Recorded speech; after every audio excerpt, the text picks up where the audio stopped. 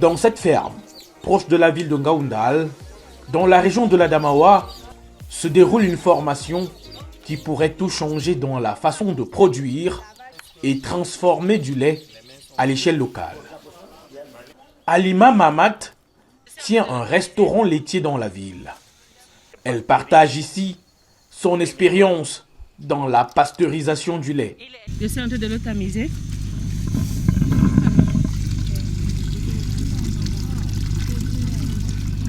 Vous avez vu? Pour enlever les débris. Si on ne le tamise pas, vous voyez ce qu'il y a là à l'intérieur du lait. Je tamise le lait pour enlever la saleté, les débris dans le lait. Une brochette d'experts, choisis dans diverses disciplines, pour assouvir la soif d'une trentaine de femmes, venues des départements du Béret, du Faro-Idéo et du Djerem, sur les bonnes pratiques en matière de collecte, de traitement, de conservation et de commercialisation de ce produit tiré de l'élevage, dont la région est le plus grand bassin bovin au Cameroun. Pourquoi 80-90 degrés? Parce que si on porte le lait à 100 degrés ou au-delà, il y aura dénaturation des protéines.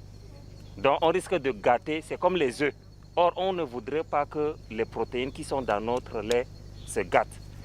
Mais cette activité consiste à tuer les micro-organismes qui peuvent nuire même le lait, c'est-à-dire qui peuvent gâter le lait, qui peuvent nuire aux consommateurs que nous sommes. On porte les gants pour que ça soit hygiénique. Et pour ça, on suppose que vous avez déjà lavé vos mains, on vous a montré la technique de lavage des mains. Dr Alimatou Kangi Ouseni représente la Deutsche Gesellschaft für International Zusammenarbeit à cet atelier de renforcement des capacités.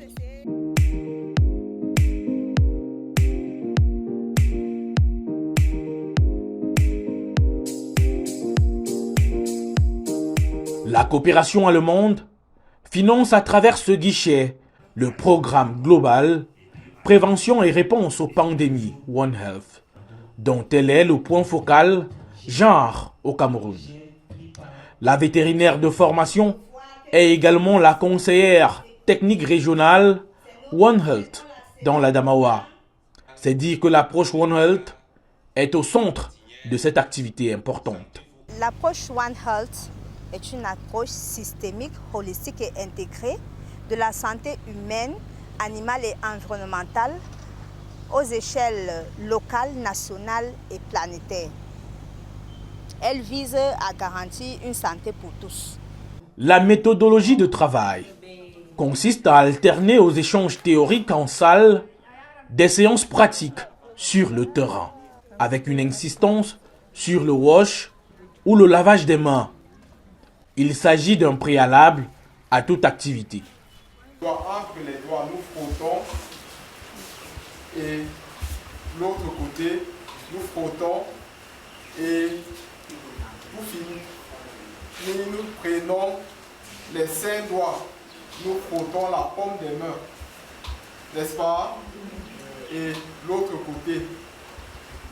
Ensuite, nous pouvons rincer les mains. On peut aussi finir avec le poignet, parce que le poignet doit être fort. Le lavage des mains, ça va jusqu'au poignet. Ensuite, nous rinçons. Et un bon lavage de mains, c'est au moins 20 à 30 secondes. Si ça fait 5 secondes, ça veut dire qu'on n'a pas bien lavé. Les maladies engendrées par la mauvaise hygiène lors du traitement du lait et des produits laitiers non ou mal pasteurisés sont toutefois nombreuses. Quelques-unes de ces zoonoses les plus récurrentes sont la tuberculose ou la brucellose ou fièvre de Malte. Il y a également la leptospirose qui se transmet par l'urine d'animaux infectés, la salmonellose qui est une infection par une bactérie appelée la salmonelle, ou encore la listériose qui de par sa bactérie infecte le système nerveux central du patient touché et provoque des avortements chez les femmes enceintes ou une infection néonatale grave chez l'enfant. Nous devons savoir que la tuberculose, qui est un véritable fléau en Ngaoundal et au Cameroun en général, la souche de bactéries qui est la plus concernée, c'est le Mycobacterium tuberculosis. Mais nous avons aussi le bovis, qui est la souche qui est transmise par la vache.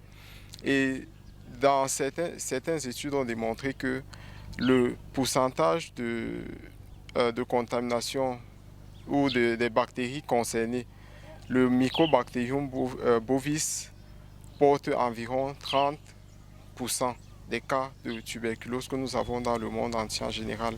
Et la forme la plus connue, c'est le Mycobacterium tuberculosis.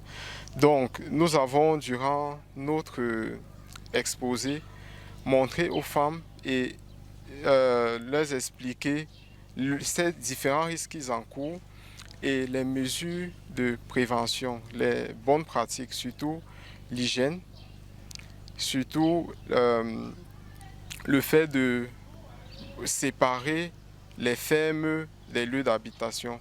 Cette opération du GIZ a lieu en prélude à la célébration de la 28e édition de la Journée internationale consacrée à la femme rurale.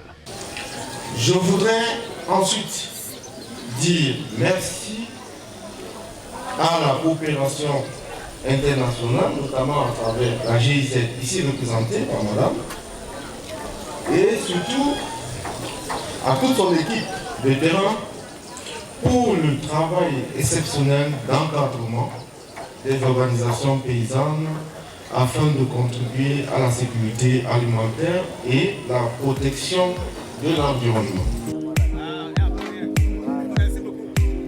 Comme vous voyez ici, là, on a le tapioca, on a les sacs à main pour les femmes, fabriqués par nous-mêmes pour éviter un peu la pauvreté chez nous. Aussi a-t-elle été faste en Ngaoundal, sous l'organisation conjointe du GIZ et de la délégation régionale de la promotion de la femme et de la famille, sous le haut patronage du gouverneur de l'Adamawa.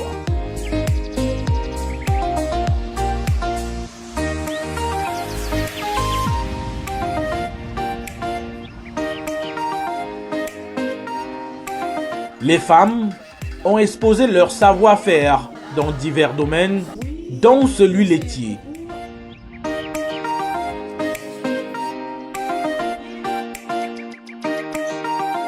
C'est des mains du sous-préfet de Ngaoundal, du maire de cette commune et d'autres figures importantes de cet arrondissement que ces dernières ont reçu des kits d'hygiène attribués par le projet afin qu'elles puissent pratiquer et appliquer les techniques One Health.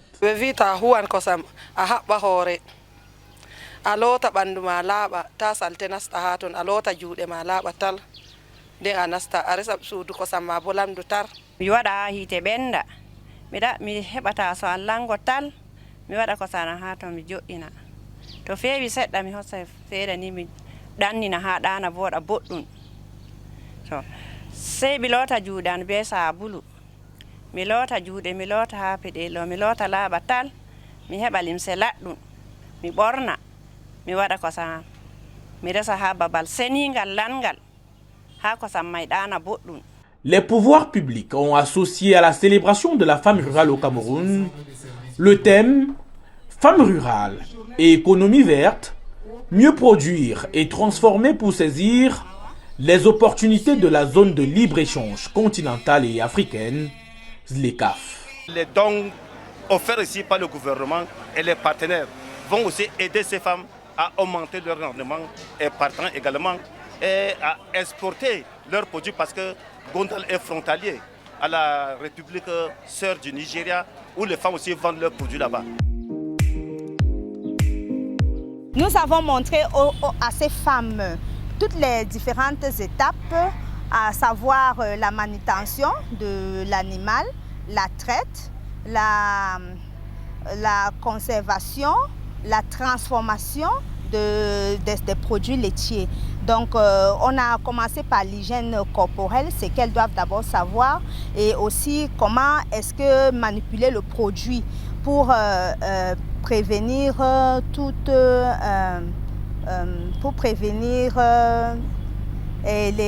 contamination humaine. Donc nous avons fait une phase théorique en salle et après nous avons fait des phases pratiques. On les a montré le lavage des mains, comment porter les gants, comment pasteuriser le lait, comment transformer le lait, comment conserver. Bref, toutes les étapes de la chaîne laitière. Un horizon nouveau s'ouvre donc pour ces femmes du Mbéré, du Faro EDO et du Djerem. Ceci avec l'accompagnement du GIZ, qui apportera toujours le soutien et l'accompagnement nécessaire à leur développement total et intégral.